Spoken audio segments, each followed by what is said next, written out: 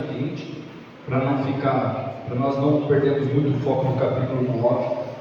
Nós estamos vindo de uma sequência de milagres do nosso Senhor, do nosso Mestre, desde quando ele desceu da montanha do seu sermão, o conhecido Sermão da Montanha. Jesus ele começou a mostrar não só mais por palavras, mas agora ele começou a mostrar por ações. E nessa jornada nós vimos Jesus curando a sogra de Pedro, nós vimos Jesus curando leprosos, curando, apaziguando tempestade, nós vimos Jesus ensinando o que é ter fé. Jesus olhou para os discípulos, e os discípulos no meio de uma grande tempestade, desesperados, com Jesus no barco dormindo. Quando eles viram que não tinha mais jeito, eles foram lá, acordaram o mestre, e quando eles acharam que eles teriam uma palavra do bom mestre de ânimo ou de consolo, Jesus olhou para a feição deles e disse o quê? Homens de pouca fé. Então nós entendemos que quando nós temos Jesus no barco e nos desesperamos, é sinal que nós estamos sem fé. E Jesus nos alertou: tenha bom ânimo, porque a tempestade não vai te derrubar, porque eu estou no barco.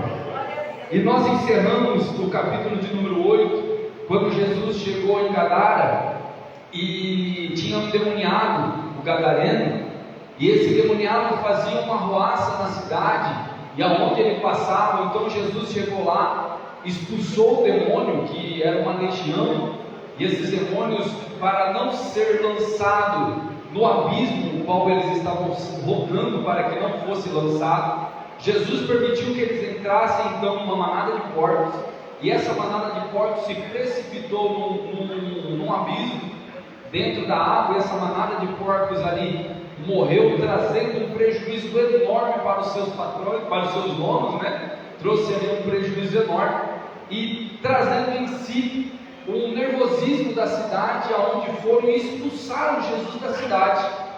Então, quando Jesus sai daquela cidade, nós entramos no capítulo de número 9, aonde que Jesus agora, ele entra no barco, e passando para o outro lado, ele chega na sua cidade, em Nazaré.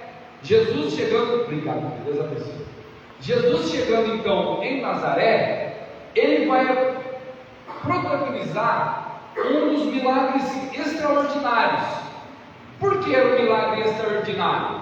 Porque não manifestava simplesmente a ação de Cristo, mas agora nós temos a ação do indivíduo e a ação de amigos. Porque esse episódio ao qual Mateus narra no capítulo de número 9, Lucas vai narrar também. Só que Lucas ele dá um pouco mais de detalhe. Quer ver como que você vai lembrar dessa narrativa? Você lembra daquele episódio que Lucas fala que 4 amigos pegaram um paralítico e subiram até o telhado de uma casa e desceram o paralítico aos pés de Jesus? É exatamente esse episódio. Só que Mateus não narra igual Lucas. Mateus ele é mais sucinto e ele vai mais direto ao ponto. Ele não quer trazer uma dramaturgia, ele não quer trazer algo extraordinário de falar que subiu em cima do telhado e desceu, mostrando os esforços, porque a ideia de Mateus é mostrar o feito. E o interessante é que tanto Mateus, quanto Marcos, quanto Lucas, eles enfatizam o maior milagre de Jesus aqui. E qual foi o maior milagre de Jesus nesse episódio? Alguém tem uma opinião sobre isso? Bom? Perfeito. O pastor Zé Adriano está tendo aqui, Porque muitos, principalmente aqueles que são obcecados por milagres, vão olhar e ver o maior milagre na cura do paralítico. Só que o milagre em si não está na cura do paralítico. Porque olha só o que Jesus falou no versículo de número 2.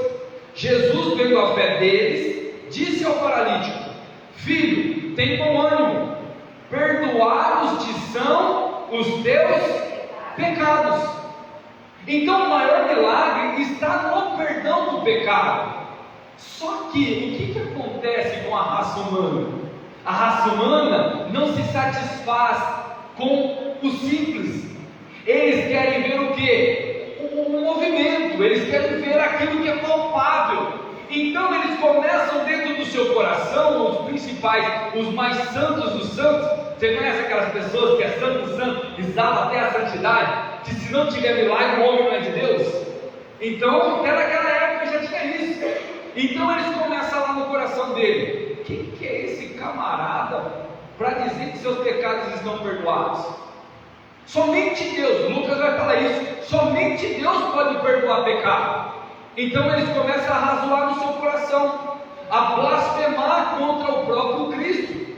Então Cristo, conhecendo o coração do homem, sabendo que eles estavam murmurando, para que Deus fosse exaltado naquele momento, ele faz a seguinte pergunta: qual que é mais fácil?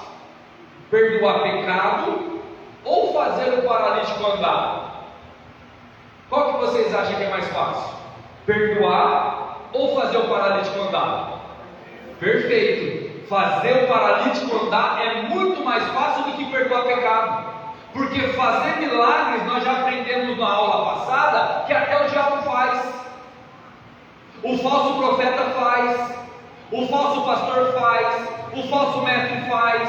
Se você for num terreiro de umbanda, e dependendo da macumba forte que fizer, faz milagre também. Se você for no espiritismo, acontece milagre também. Se você for na igreja romana, acontece milagre também. Milagre não é exclusivo da igreja. O que é exclusivo da igreja? O Cristo que perdoa os pecados. E olha só o que Jesus nos deu: eu vos dou poder para pisar em serpentes e escorpiões e para perdoar pecados, porque se a igreja não perdoa, ela também não será perdoada. É simples assim. Então Jesus agora está exercendo o poder divino, porque de fato somente Deus pode perdoar pecado. Aí então Jesus agora se apresenta como Deus, perdoando o pecado, e ele nos outorga então a mesma dádiva que ele, nos dando legalidade também de perdoar os pecados. Jesus, lá em João, antes de ele ser assunto ao céu, Jesus morre, passa 3 dias, ressuscita. Os discípulos estão todos lá dentro do cenáculo, dentro de uma sala, com medo, dentro de um quarto com medo, por causa do movimento que estava tendo. De repente, do nada, Jesus atravessa a parede e fala assim: paz seja convosco. Irmão, você já parou para pensar nisso já? Imagine você lá na sala, com medo. De repente alguém atravessa a parede, do nada. Você ia ficar com paz? Olha, irmão, você ia ficar assustado? Como os discípulos ficaram. Você pensa que os discípulos não ficaram assustados? Ficaram. E o texto diz que alguns deles duvidaram, vendo Jesus e duvidando. Para nós se tornar mais fácil acreditar. Por quê? Olha quantos anos o Evangelho está sendo pregado. Olha quantos anos está sendo anunciado. Então, para nós que não estamos vivendo naquele contexto, se torna fácil interpretar de uma maneira passiva. Mas naquele momento estava muito difícil. Só que quando Jesus aparece para eles e fala para eles, sopra sobre eles o Espírito, Jesus então naquele momento deu legalidade para a igreja. Aquilo que vocês perdoarem será perdoado. Aquilo que vocês não perdoarem não será perdoado. Tá bom? Então hoje a igreja tem essa autoridade outorgada por Deus. Por isso que quando alguém quer se reconciliar com Cristo, ele não vem pedir perdão para o pastor. Ele pede perdão para quem? Para a igreja. Porque é a igreja que tem condição de ligar e desligar. O confessar já é um outro assunto que é tratado individual, cada assunto é um assunto, mas perdão de pecado é Deus e a igreja. tá bom? Dependendo do pecado, a Bíblia nos orienta que não devemos nem orar, se é pecado para a morte. Porém, esse não é o assunto. Outro dia a gente volta nesse assunto. Se você tiver dúvidas sobre isso, me procura, que nós vamos acertar sobre isso. Deu para entender aqui então? O maior milagre exercido por Cristo nesse exato momento não foi fazer o paralítico levantar, mas sim foi fazer que ele fosse perdoado de seus pecados. E quando Jesus perdoou os seus pecados e mostrou que ele não é Deus simplesmente de fala, mas de ação, ele diz então ao paralítico: levanta-te, toma a tua cama e vai. E quando ele faz isso daí, irmãos, aí começa a ter uma ruaça na cidade, porque Lucas ele vai falar que aí então todos viram prodígio, porque Jesus não tinha feito milagre dentro da sua casa, ele estava fazendo um milagre para fora. Ele já tinha passado pela Judéia, já tinha ido para Gadara, já tinha ido para fora dos termos de Israel, e agora ele voltou para a sua pátria. E dentro da sua pátria, no capítulo 9, nós vamos ver, em um curto período, milagres extraordinários que Jesus fez no meio dos seus. E quando ele sai então desse milagre, dessa muvuca que estava dentro daquela casa, o texto no versículo 9 vai falar que Jesus, passando diante dali, viu assentado na recebedoria um homem chamado Mateus, e disse-lhe: segue-me. E ele, levantando, o seguiu. Quem que é esse Mateus? O escritor desse evangelho, tá bom? Conhecido como Levi. Mateus, ele é um homem muito inteligente, tá? Entre os discípulos, Mateus é considerado um dos mais inteligentes entre os apóstolos. Temos ali que são homens inteligentíssimos. Muitas vezes nós só damos foco a Paulo, né? Só damos foco a Paulo. Paulo ele era um monstro. Ele era dotado na filosofia helênica, filosofia platônica, dentro da lei. Paulo conhecia tudo ali acerca desse assunto. Paulo ele foi o cara para disseminar o evangelho para os gentios, ao ponto que ele mesmo fala: eu fui chamado para os gentios, enquanto Cefas foi chamado para os judeus.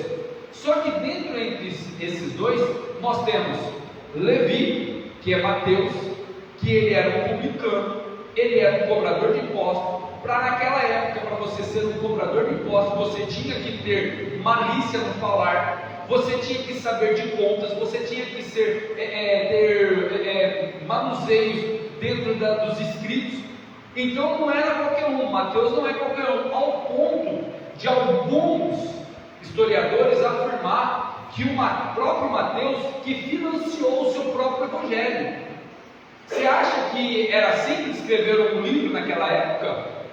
Você acha que era fácil que nem hoje? Por exemplo, eu falo assim, pega um papel e uma caneta e toma nota, vai aí e escreve. Ou pegar um papel, amassar e jogar fora, como hoje se muito faz. Naquele período, imagine, irmãos, era extremamente difícil de se escrever, era extremamente caro de se escrever. Só para você ter noção de como que era a escrita daquela época, de tão complicado que era assim, por exemplo, eu chegava no pastor Zé Adriano e falava assim para ele: pastor, eu vou escrever um livro. E ele era um copista, ou ele era um escriba, que era uma pessoa própria para isso.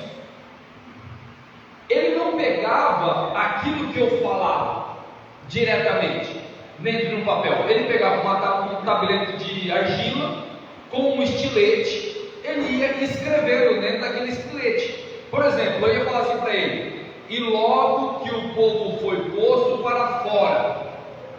Não era assim que era ditado. Era dessa maneira aqui, E-L-O-G-O.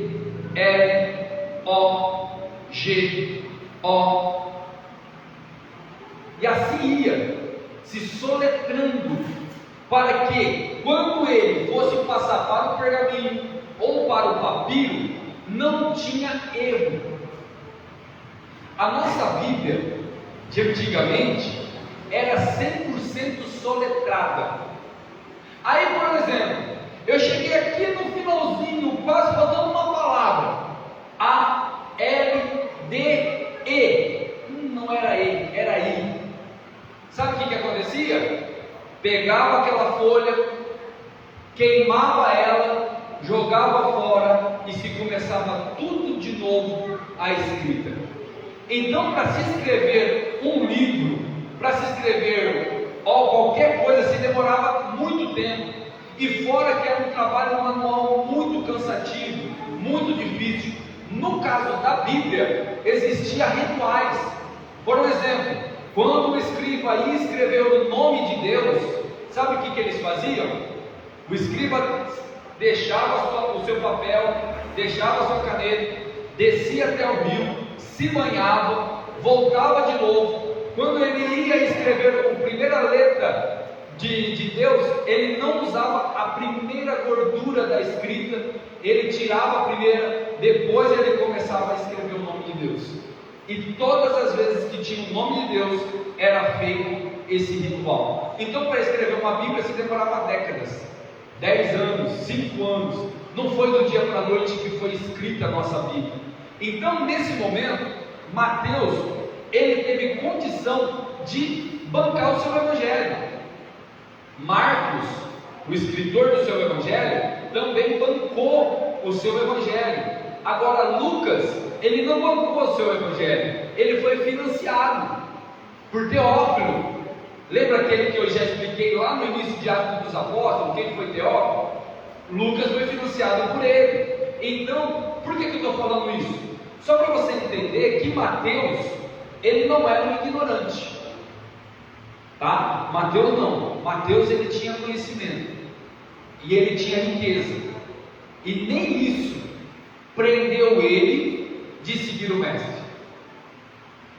Quando ele estava ouvindo falar do mestre e ele conhecia que o Messias ia vir fazer o que Jesus estava fazendo, Mateus não teve dúvidas, rapidamente largou o seu serviço, que era de traidor naquela época, tá bom? Quem era um cobrador de impostos era um traidor, considerado um traidor para os seus. Era que nem, por exemplo, eu tenho o Arthur como meu filho, mora dentro da minha casa. Aí o governo ia lá e recrutava ele e contratava ele. Sabe para quê? Para me espionar, para ver o quanto que eu ganhava, para ver se eu estou dando o imposto certo. Porque se eu não desse o imposto, ele me caguetava para o império. Aí o império vinha e tomava os meus bens à força e me dava uma surra ainda. Então, Mateus, ele fazia isso. Por isso que ele era mal visto pelos judeus. E aí que você vai entender o verso de número 11. Olha lá o verso de número 11. E os fariseus, vendo isso, disseram aos seus discípulos: por que come o vosso mestre com publicanos e pecadores? Está entendendo? Jesus é o mestre, Jesus é santo. Então por que ele se assenta na roda dos publicanos, que é traidor da nação?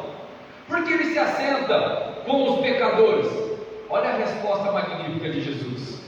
Jesus, porém, ouvindo, disse-lhes: não necessitai de médicos são, mas sim os doentes. Ide, porém, aprendei o que significa misericórdia quero e não sacrifício, porque eu não vim a chamar os justos, mas os pecadores ao arrependimento. Você vê que Jesus não passou a mão em Mateus? Jesus falou: ele é um miserável, ele é um publicano, ele é um pecador. Só que diferente de vocês, eu vim chamar eles ao arrependimento. Eu não estou sendo igual a vocês que acham que é no meio de rituais que vai ter salvação. Eu não sou igual a vocês que é por causa do que você paga o dízimo que você vai ter salvação. Eu não sou igual a vocês que precisam ficar na praça orando em voz alta para mostrar a santidade, para chamar o povo ao arrependimento. Não, eu sou igual ao meu Pai. Eu sento no meio dos pecadores e dos publicanos para que eles entendam que Deus se esvaziou da sua glória para trazer salvação e trazer o mundo ao arrependimento. Jesus dá uma sarrafada naqueles religiosos que ficam limitando a salvação, colocando alguns empecilhos para a salvação. Não. Se você andar conforme eu estou mandando, você vai ser salvo. Você já viu alguns pastores fazendo isso? Não, você não pode usar isso porque você vai ser condenado ao inferno. Pera lá, vestimenta salva alguém? Jesus estava sentado no meio daqueles que nem vestimenta concreta tinha, e repreendendo aqueles que andavam tudo engomadinho, ao ponto de Jesus olhar para eles e falar assim: seu sepulcro caiado. Sabe o que é um sepulcro caiado?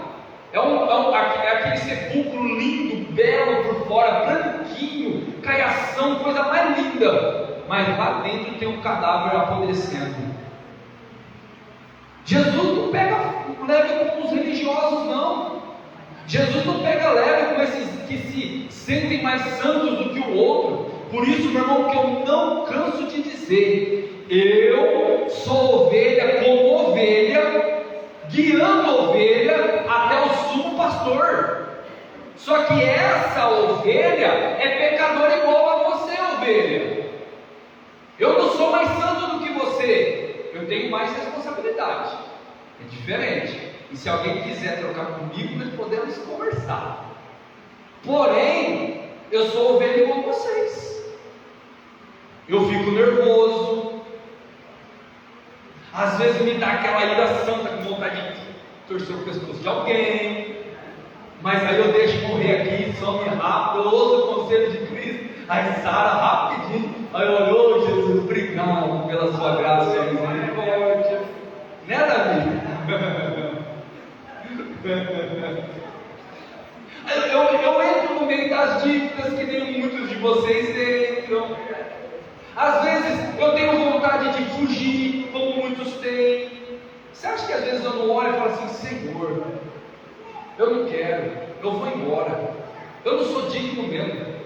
Sabe o que eu falei para Jesus essa semana? Olha só, uma oração íntima minha que eu falei com Jesus. Eu falei: Senhor, me mata e leva embora. Me mata e leva embora. Não por desespero da vida, não, eu amo a vida, mas eu amo mais estar com Cristo. Não é diferente daquela sensação de desespero. Tem pessoas que oram para Deus levar embora porque não aguenta mais a luta. Cuidado, isso daí pode ser espírito de suicídio. Não, é diferente. Estar com Cristo é muito além das dificuldades. Espera lá, eu orei assim para Deus: Senhor, me mata e leva embora, para que eu não venha te tirar a glória, para que eu não venha desonrar o teu nome. Antes que isso aconteça, me mata e leva embora. Eu quero ficar aqui trabalhando, mas para a glória do Senhor. Eu quero ficar aqui para que de alguma maneira eu possa ser útil ao reino de Deus. Mas se porventura eu for uma pedra de tropeço, seja em qualquer ordem, me mata e leva embora, porque eu prefiro estar muito mais contigo do que eu estar aqui fazendo pessoas tropeçarem.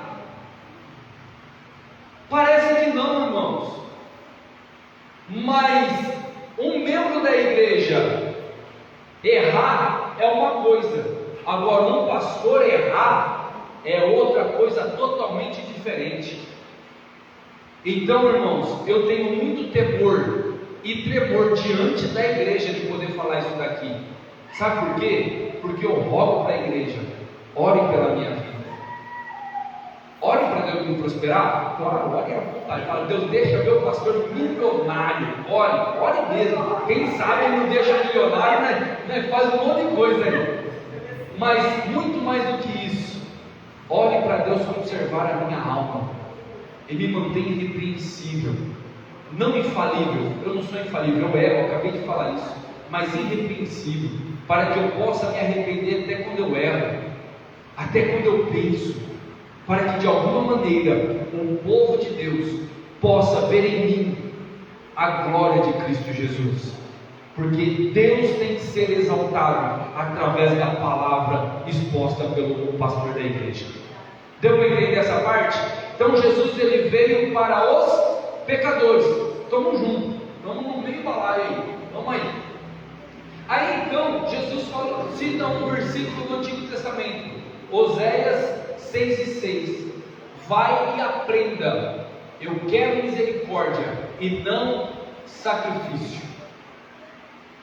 Se o meu povo, que se chama pelo meu nome, se humilhar e orar e se arrepender dos seus maus caminhos, aí então eu ouvirei do céu. É o texto mais messiânico que nós temos no Antigo Testamento. Jesus, ele não quer sacrifício, porque o sacrifício de Cristo é mais do que suficiente para qualquer um de nós. Ninguém aqui precisa pagar preço. Eu estou pagando preço. Preço do quê? Que preço você está pagando? Preço do quê? O que você pode pagar? Nós somos miseráveis, irmão. Nós não temos condição de pagar nada. Não. Muitos de nós sofrem aflição por aquilo que plantamos. Estamos colhendo alguma coisa que plantamos, ou estamos sendo aperfeiçoados através das aflições. Mas pagar preço, risca isso do teu vocabulário. Você não está pagando preço. Você está sendo aperfeiçoado, ou está passando, ou colhendo uma aflição, ou colhendo algo que você plantou. Tá bom? Mas acima de tudo isso, haja com misericórdia, mesmo na aflição, porque agindo com misericórdia na aflição, você tem garantia que quem está trabalhando por você é o próprio Cristo Jesus. Amém? Aí então, quando Jesus sai daqui, nós entramos no versículo de número 14. E vieram a ele os discípulos de João, dizendo: por que jejuamos nós e os fariseus muitas vezes, e os teus discípulos não jejuam? Vocês lembram que eu já expliquei para vocês qual é o real significado do jejum? Que jejum não é para abrir porta de emprego, tá? Jejum não é para abrir porta de emprego. Jejum não é para trazer o amor em 3 dias, tá? Pelo amor de Deus, não faça isso. Não é para trazer o amor em 3 dias. Não é para trazer o carro, não é para trazer nada dessas coisas. Na verdade, o jejum, meu irmão, não é nem para dar dor espiritual no seu princípio, tá? Jejum não é para isso. Pastor, então quer dizer que eu não preciso jejuar? Claro que precisa, e deve jejuar, mas jejum do modo certo, com o objetivo certo, porque senão Jesus vai falar para você: que sacrifício de tolo é esse? Está passando fome à toa. Jejum não se define a 21 dias, igual de Daniel, que eu já expliquei para vocês. Jejum não se limita a uma dieta. Vou fazer jejum de Coca-Cola, vou fazer jejum de chocolate, eu vou fazer jejum. Não, jejum não tem nada a ver com essas coisas. Isso daí é coisas que nós idealizamos ou queremos fazer para poder chamar a atenção. O jejum bíblico é simples e direto. Vamos aprender com Jesus? Vamos lá então, verso de número 15. E disse-lhe Jesus: porém, podem porventura andar triste os filhos das bodas, enquanto o esposo está com eles? Dias, porém, virão, em que lhes será tirado o esposo, e então jejuarão. Como é que eu jejuo? É quando eu estou triste. Esse é o primeiro ponto. É quando eu estou triste. E qual é o objetivo de jejum? Achar alegria. E aonde está a nossa alegria? Com o esposo, com Cristo. Se a igreja entendesse o que é jejum, não existiria tristeza no nosso meio. Se a igreja entendesse o que é jejuar de verdade, o que é se consagrar, o que é se abster do mundo para poder estar no pé de Cristo, a alegria chegaria na sua tenda e com certeza absoluta a tristeza fugiria da tua casa. Mas a igreja é doida, ela baba pelos cantos da boca para jejuar, para receber poder, para receber benefício de terceiros. Enquanto nós não entendemos que jejum é para nos trazer alegria na alma, ficaremos nesse mundo triste.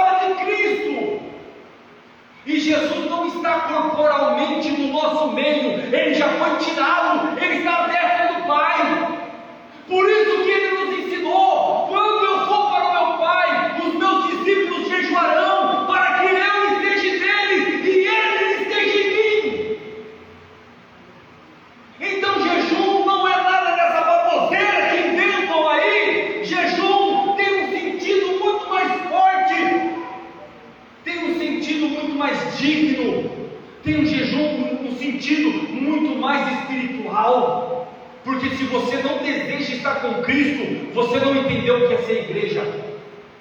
Você está fazendo sacrifício de dor, porque o desejo, o anseio da igreja é estar inteiramente ligado com Cristo. É por isso que nós fugimos do pecado, é por isso que nós nos arrependemos do nosso pecado, é por isso que nós nos abstemos do mundo, é por isso que somos chamados de louco quando nós fugimos do desejo da carne, porque o nosso maior desejo é estar em santificação, porque sem ela ninguém verá o Senhor, ninguém verá Cristo. E como é que eu me santifico? É simplesmente fazendo a oraçãozinha de 10 minutos? É simplesmente eu lendo o Salmo 23? É simplesmente eu achando que eu fico uma vez por semana tá bom? Não, meu irmão, andar com Cristo é andar todos os momentos. É na alegria, é na tristeza. Estar com Cristo é estar com ânsia na alma de poder ler a sua palavra, de falar com o seu Criador. Não 2 horas dentro da igreja. Sabe qual é o momento que eu mais descanso do meu dia? Quando eu estou aqui na igreja. Tem muita gente que fala assim: o pastor é louco porque ele fala 2 horas, ele fala 1 hora. Irmão, é o momento que eu mais descanso. Tanto trabalho físico, trabalho secular, quanto trabalho da igreja. Pega o meu celular ali, dá uma olhada lá, o quanto de pessoas que eu tratei hoje, o tanto que eu conversei com gente, dando conselho de matrimônio, dando conselho de saúde, conselho psicólogo. Eu não sou psicólogo, mas irmãos, entenda uma coisa: eu estou estudando incansavelmente para eu poder ajudar os irmãos. Eu não tenho formação acadêmica para isso, então não me julgue quando eu falo alguma coisa que não agradou. Eu estou aprendendo para que eu possa ajudar. Jejum, irmãos, está muito mais ligado à divindade do que ao meu desejo, porque se eu estou com Cristo e Ele está comigo, Ele sabe que você precisa de um dom espiritual, Ele sabe que você precisa pagar a conta no final do mês, Ele sabe que você está desejoso de constituir uma família, Ele sabe que você está desejoso de pagar todas as suas dívidas, Ele sabe de todas as coisas, mas acima de tudo isso, busca primeiro o seu reino, busca primeiro estar com Cristo, aí sim as demais coisas nos serão acrescentadas. Amém, meus irmãos? Deu para entender isso daqui? Aí agora você vai entender o principal ponto dessa passagem, que está no verso de número 16. Ninguém deita remendo de pano novo em roupa velha, porque semelhantemente o remendo rompe e a roupa e faz maior a rotura. Nem se deita vinho novo em odres velhos. Aliás, rompe-se os odres e entorna-se o vinho, e os odres estragam-se. Mas deita-se vinho novo em odres novos, e sim ambos se conservam. Você sabe por que tem muitas pessoas que desejam, mas não tem? Porque ainda tem uma roupagem antiga. Sabe por que muitos desejam ter o Espírito Santo e não conseguem?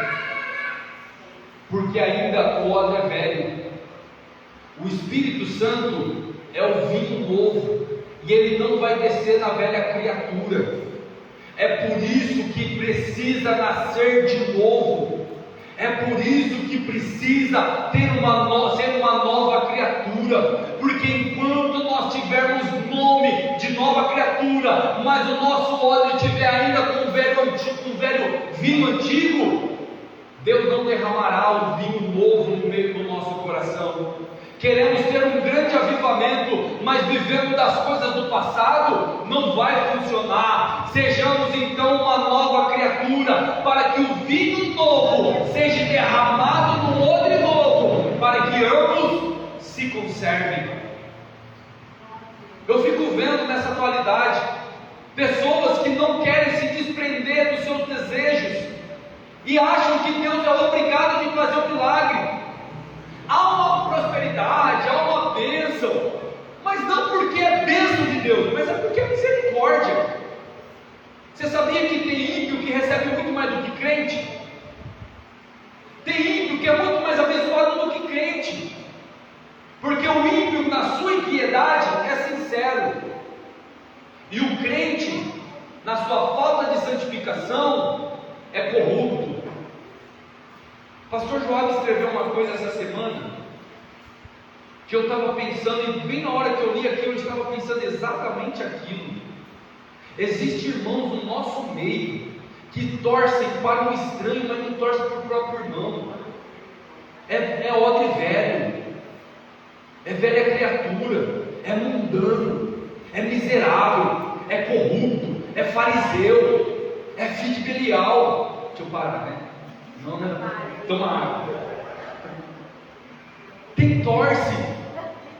Aquele que já nasceu de novo, torce para a vitória do irmão. Aquele que é nova criatura, se alegra quando o irmão é abençoado e chora quando o irmão está chorando. Aquele que é nova criatura, deseja que todos se salvem. Ele não fica com o olhar altivo, julgando quem vai ser salvo, quem não vai ser salvo. Eu nunca vi salvação fora da comunhão. Eu não entendo um besterol na cabeça de certos pastores que fica excluindo o crente. Não, esse daqui pecou, e pelo pecado dele, ele vai ficar excluso da comunhão da igreja por X dias. Espera lá, que benefício é esse para aquele que está no pecado? Fora da comunhão da igreja, a salvação? Eu estou colocando a pessoa berlinda. Que bestialidade é essa? Nós não entendemos ainda o que é misericórdia. Eu conheço um texto que fala assim: aquele que confessa e deixa, alcança misericórdia. Ponto. Examine-se, pois, o homem a si mesmo. Examinou? Depois coma e beba. Come e beba, para que não seja condenado. Mas antes, examine-se o homem a si mesmo. Eu já fiz essa pergunta e vou fazer porque eu amo essa pergunta. Quem é digno aqui de participar de ceia, levanta a mão. Estamos fritos. Estamos fritos. Não vai porque você está indigno. Ninguém é digno, irmão. Eu só me torno digno de participar da ceia quando eu reconheço a minha indignidade, quando eu confesso e me arrependo do meu pecado. É aí que eu me torno digno de participar da ceia. Porque, deixa eu sair fora desse negócio da ceia, porque senão eu vou para outros lados. Mas entenda uma coisa: nós temos que agir com misericórdia um para com os outros. O nosso ministério se chama misericórdia, porque bem-aventurados sois vós quando agirem com misericórdia, para que quando você precisar de misericórdia, você receba. Simples assim. Deu para entender? Vamos para o outro lado? Verso de número 18. Aí quando Jesus dá aquela lapada em todo mundo, né, que está pegando em nós até hoje, depois de 2000 anos, está vindo aqui de nós ainda, ele sai do meio daquele ambiente, e olha só o verso de número 18. Dizendo-lhe ele estas coisas, eis que chegou um chefe, e o adorou, dizendo: minha filha faleceu, agora mesmo, mas vem, impõe as tuas mãos, e ela viverá. Jesus, levantando-se, seguiu-o, e ele e os seus discípulos. E eis que uma mulher que havia já 12 anos padecia de um fluxo de sangue, chegando por detrás dele, tocou a orla de sua roupa, porque dizia consigo: se eu tão somente tocar a sua roupa, ficarei sã. E Jesus, voltando-se e vendo-a, disse-lhe: tem bom ânimo, filho, a tua fé te salvou. E imediatamente a mulher ficou sã. Jesus, chegando à casa daquele chefe, e vendo os instrumentistas e o povo em alvoroço, disse-lhe: retirai-vos, que a menina não está morta, mas dorme. E riam-se dele. Bom, nós estamos agora em um cenário que não é pouco conhecido da igreja, é extremamente conhecido da igreja. Quem não conhece o fluxo do sangue? Quem não sabe, eu poderia aqui entrar na tradição, poderia chegar ali, falar o porquê, os motivos, apesar que vocês já escutaram tudo isso, o motivo que ela estava fora, o que estava acontecendo. Bom, isso daí já é chovendo molhado. Eu vou fazer que nem Mateus, é ir direto ao ponto. Direto ao ponto. Vamos lá. Qual foi o objetivo de Jesus de ir na casa de Jairo? Ressuscitar a filha dele, não é? Só que no meio do caminho encontra uma mulher.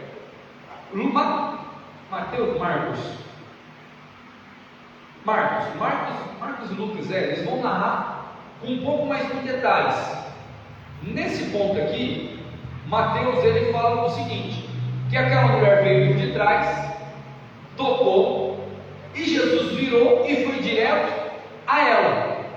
Lucas vai falar que Jesus perguntou, quem me tocou? Não é isso? E é esse ponto que os pregadores gostam, né? Para fazer aquela dramaturgia tudo bonita, né? Não, quem me tocou? Vai lá e toca você também e tal, tudo mais. Eu não sou desse pregador, mas eles fazem isso. Está errado? Não, porque está no texto. Porém, ir direto ao ponto. Jesus sabia muito bem quem tinha tocado nela, porque Mateus estava do lado. Mateus viu a situação. Lembra que Mateus tinha acabado de ser chamado? Lucas não estava do lado. Lucas recebeu informação de terceiros, e telefone sem fio vem com alguns acréscimos, tá bom? Então eu entendo que Mateus, que é considerado também um dos primeiros, ou o primeiro evangelho a ser escrito, ele bate aqui em ponto com Marcos. Atualmente Marcos é considerado o primeiro, mas existem muitas pessoas que acreditam que Mateus possa ter sido o primeiro evangelho a ser escrito, tá? Contudo, o evangelho de Mateus, ele é de uma testemunha ocular. Ele viu. E quando aquela mulher toca nele, Jesus vira diretamente para ela e fala: por que você me tocou? Não é isso que o texto está escrito? Olha lá. E Jesus, no verso 21, porque dizia consigo: se eu tão somente tocar a sua roupa, ficarei santo. Jesus, voltando-se e vendo-a, disse: tem bom ânimo, filha, a tua fé te salvou. Imediatamente a mulher ficou sã. Jesus já vira diretamente para ela. Eu até me equivoquei aqui numa fala, mas Jesus virou diretamente para ela e falou ao ponto: a tua fé te salvou. O que é que salvou ela? A fé. O que é que está te impedindo de ser salvo? O que é que está te impedindo de ser curado? O que é que está te impedindo de receber aquilo que você almeja?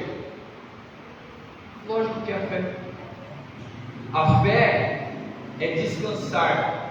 Olha só, ela tinha convicção que tão somente eu tocar, se eu também tocar, eu receberei.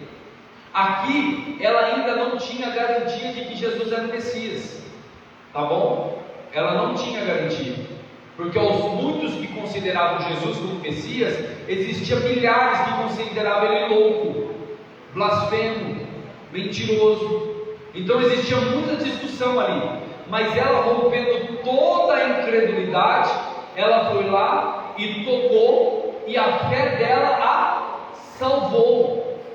Então a fé dela salvou. Hoje eu e você não vimos Cristo. Alguém aqui já viu Jesus? Ele já foi lá na tua casa tomar um cafezinho? Não, né? Nós não vimos Jesus ainda. Mas pela fé, e é pela fé que somos salvos. Irmãos, ai, se a igreja entender e compreender isso. Entenda isso, irmão. Se você tiver fé suficiente de acreditar na ressurreição de Cristo, você não vai nem se importar se a porta fechou, você não vai nem se importar com a enfermidade, você não vai nem se importar com as dificuldades, porque você vai ter descanso na tua alma de que aquele que está vivo, está à destra do Pai, está trabalhando ao seu favor. Basta você ter fé. É simples. Esse é o ponto. O ponto da mulher do fluxo de sangue é essa. É o ponto, é a fé, é a convicção de que Jesus pode curar, pode fazer. E quando Jesus então sai dali, ele vai direto na casa de Jairo. E quando ele chega, nós sabemos, né, que a tradição de antigamente existia as carpideiras. É isso, né? Lembra das carpideiras que ficavam lá chorando, se lamentando, fazendo lá louvores. E sabe quem foi que inventou os hinos fúnebres? O profeta Jeremias. O profeta Jeremias foi quem inventou os hinos fúnebres, que quando morri, eles iam lá e cantavam os hinos, tá? Depois eu acho o texto, está na minha outra Bíblia, na outra Bíblia eu acho para vocês, eu te mostro. Mas foi o profeta Jeremias que inventou, e isso daí se estabeleceu perpetuamente até os dias de hoje. Quando uma pessoa parte dessa para outro estado, outra vida, nós vamos lá, louvamos. Quando é crente, nós fazemos festa. Quando é ímpio, nós nos entristecemos e exortamos mais ainda a família. Mas aqui nesse caso, não sei se a família tinha condição, não tinha, mas o fato é que a menina já tinha falecido, já tinha morrido. E quando Jesus chega lá, está todo aquele alvoroço, e as pessoas começam a zombar de Cristo. Olha lá no verso de número 24, na parte B. E riam-se dele. E logo que o povo foi posto para fora, Jesus entrou, pegou-lhe na mão, e a menina levantou-se, e espalhou-se aquela notícia por todo aquele país. Irmãos, imagine o alvoroço que não aconteceu naquele lugar, porque até então, imagina comigo, Malaquias morre, Malaquias morreu, a história conta que fica aproximadamente 400 anos sem se levantar um profeta, sem se levantar lá um que falava assim diz o Senhor. Ficou 400 anos, um período testamentário, um período terrível. Aí levanta João Batista, pregando arrependimento e profetizando. Aí o povo começa a ficar alvoroçado. Aí do nada levanta um homem lá da Galileia, lá de Belém de Efrata, da esquina do Zé Ninguém, da onde ninguém sabia do que veio, e começa a fazer esses milagres, começa a fazer esses prodígios. E notem, Jesus já não está mais fora de Jerusalém. Agora Jesus está fora de Nazaré. Jesus está na sua casa. Jesus está fazendo milagre na sua casa. E os seus conterrâneos zombavam dele, não acreditavam dele. O que eu aprendo com isso? Que nós não devemos de desprezar o profeta de casa. Não devemos de desprezar os irmãos da casa. É o que eu falo sempre aqui para a congregação. Nós temos pérolas aqui dentro. Eu sento para ouvir quem quiser. Estava falando com o pastor Zé Adriano aqui. Eu fiquei com saudade de falar. Só que tem irmãos no nosso meio que cantavam, que davam uma saudação, e de repente parou, não falou mais nada. Eu não sei qual é o desejo do seu coração. Quando Deus coloca alguém no meu coração para chamar, eu chamo. Vamos, a pessoa, nossa, pastor, eu tinha preparado hoje. Quantas vezes isso já não aconteceu? Pastor, Deus colocou no meu coração. Pessoas no meio da igreja. Quando Deus coloca no meu coração, eu vou lá e dou a oportunidade. Mas tem irmãos, tem irmã que tem desejo de louvar, só que eu não sei. Então vai lá e fala assim: ô pastor, posso louvar? Irmãos, irmãs, eu vou sentar com a maior alegria e louvar junto com você. Vou dar glória junto com você. Ai, pastor, eu não vou dar nenhuma saudação não, porque eu vou errar. Irmãos, aqui é o lugar de errar. Aqui é o lugar de aprender. Tem jovens nossos que já veio aqui da saudação e falou uma coisinha ou outra. Eu fui lá e orientei, e hoje está aí, ó, cada dia mais crescendo. Quando se erra aqui em cima, com um pastor que, desculpa eu falar, não pega no pé com essas coisas, porque tem pastor que entende. Se errasse antigamente, era até disciplina. Eu não, se errou aqui, vamos aprender junto e não erra mais. Aproveita a oportunidade para nós dar glória junto, para nós aprendermos junto, porque Deus quer te levantar no meio de multidões, então não precisa ficar acanhado no meio dos seus irmãos, entendeu? Então nós temos que aprender a valorizar os da casa, e é isso que Jesus está demonstrando aqui. Os da casa não valorizavam ele, zombavam dele. Então Jesus foi lá e fez o quê? Vou fazer uma coisa que vocês fazem há muito tempo não viram. Vai, levanta e vai embora, que você não está mais morta não. Traz de novo a vida. E houve um rebuliço ali naquele momento, porque a partir daqui, meus irmãos, a partir desse milagre, porque foi um milagre, não vou dizer o maior milagre, mas eu vou dizer o segundo maior milagre que Jesus fez, tá? O segundo maior milagre físico. Qual que é o maior milagre descrito na Bíblia? Qual? A ressurreição de Lázaro está aqui perto de igualdade com essa. Soprar aqui também, ó. Falou antes, né? Então tá aqui, ó. Falou primeiro certo. Para mim, não só para mim, mas para uma grande gama de pregadores, de ensinadores, o maior milagre físico feito por Jesus foi transformar a água em vinho. Tá? Transformar a água em vinho. Eu já ouvi relatos, tá? E dentro da minha família, 2 vezes, de pessoa que morreu e voltou à vida. Vocês conhecem a avó Dirce? Conhecem a avó Dirce? Que foi líder do ciclo de oração por muitos anos da sede. Minha avó Dirce. O meu avô caiu morto na cozinha. Ela foi lá, orou, e meu avô voltou e está mais forte do que eu até hoje. Vocês conhecem a tia Giovana, a mulher do pastor Eliezer, que é marceneiro? Ela também deu embolia pulmonar, foi morta para o hospital. A igreja orou e hoje ela está mais forte do que muitos de nós aí.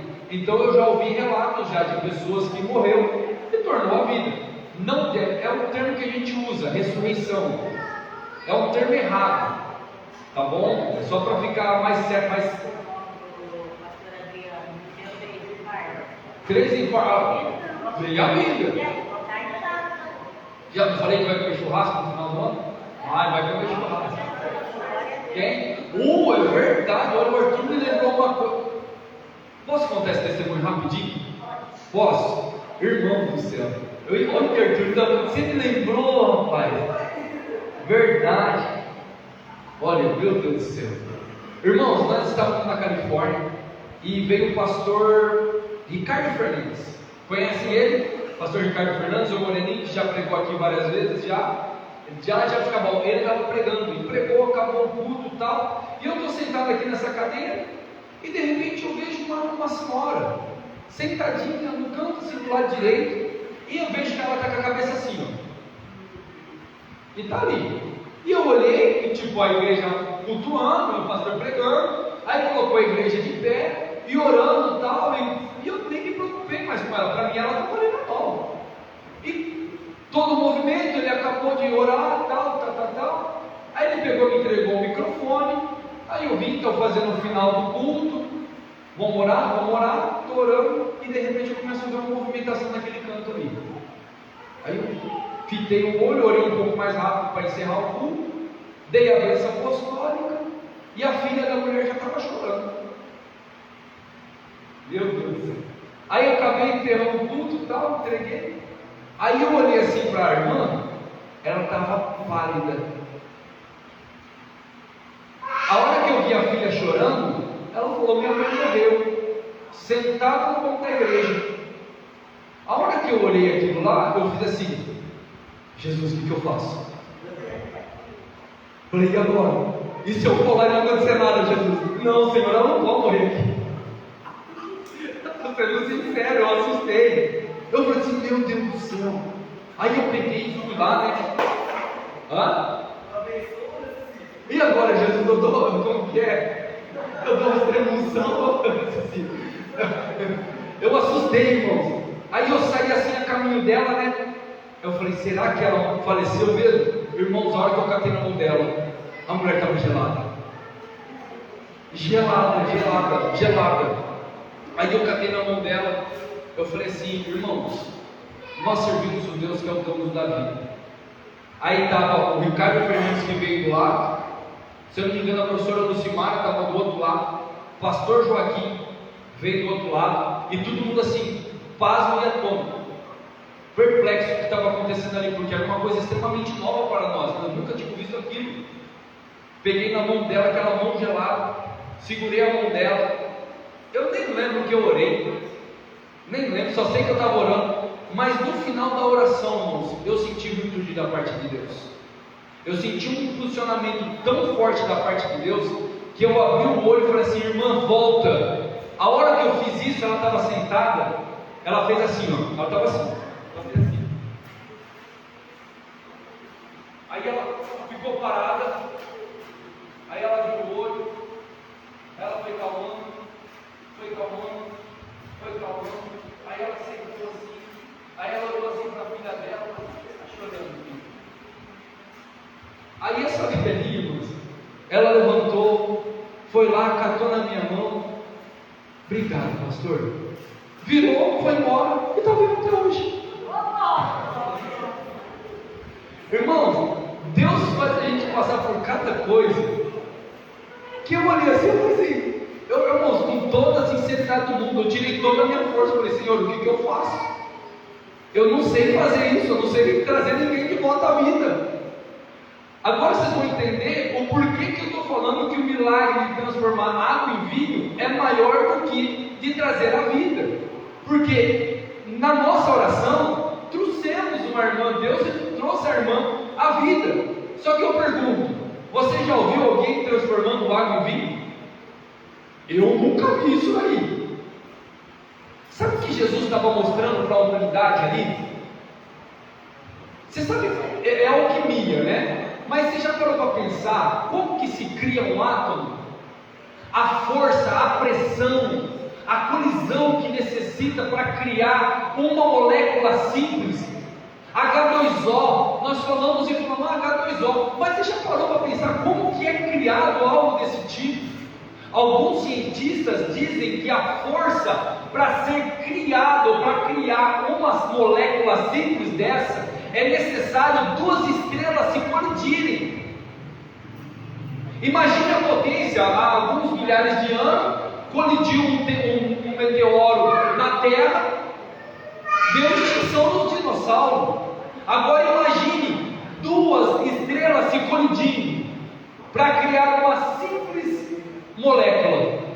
Aí vem Jesus, bonito e cheiroso, dentro de uma festa de casamento, vai lá e usa o poder da criação em talhas de pedra e transforma água em vinho. Você está entendendo o que Jesus fez na sua vida? Você é essa talha, só que hoje você é uma talha nova. E o Espírito Santo que habita dentro de você é um Espírito novo, é o vinho novo. Então se conserve para que você não venha se romper. Oh irmãos, isso é glorioso. É que eu não sei contar com tanta ênfase, né? Senão dá até para ser uma pregação. Mas ó irmãos, isso é glorioso. Se nós entendermos e pormos em prática aquilo que nós estamos ouvindo aqui, saiba, você colocará a mão sobre os enfermos e os enfermos serão curados. Você levantará a mão para glorificar a Deus e o ímpio se converterá vendo a sua fé. Você olhará para a dificuldade e ela partirá em retirada, porque maior é o que está contigo do que aquele que está no mundo. Louvado e engrandecido é o nome do Senhor. Tocou então os olhos. Aí depois desse episódio nós temos, meu Deus, acabou. Acabou o episódio. Vamos parar aqui no versículo de número 29, não, 26, 27, tá? Versículo de número 27. E partindo Jesus dali, seguindo dois cegos, clamando, dizendo: tem compaixão de nós, filho de Davi. Tá bom? Então, semana que vem, nós vamos falar sobre o término do capítulo de número 9 e já vamos entrar então no capítulo de número 10. Está sendo bênção para a tua vida? Amém? Glórias a Deus. Então, meus irmãos, amanhã nós teremos ensaio, oração e escola bíblica com os nossos jovens.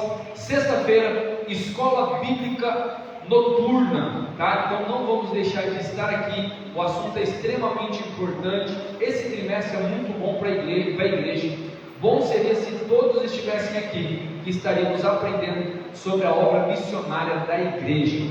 Irmãos, eu estou com uma ideia aqui, depois eu vou reforçar. Eu tive na cidade de Aparecida há umas 3 semanas. Umas 3 semanas, pastor, faz? Umas 3 semanas que eu fui lá na Aparecida. E eu estava conversando com o pastor Zé Paulo, grande obreiro, grande amigo. E ele está passando por umas dificuldades lá.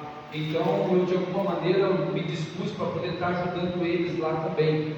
Uma sexta-feira, numa quinta-feira, eu vou até lá. A gente faz o culto, ensina, aprende, para eu poder estar, de alguma maneira, ajudando também a nossa igreja, que está com uma dificuldade, tanto de membresia, quanto a cidade, por ser uma cidade idólatra e não ter, alguns requisitos necessários para a congregação, então eles acabam padecendo ali. Então eu me dispus a estar ajudando.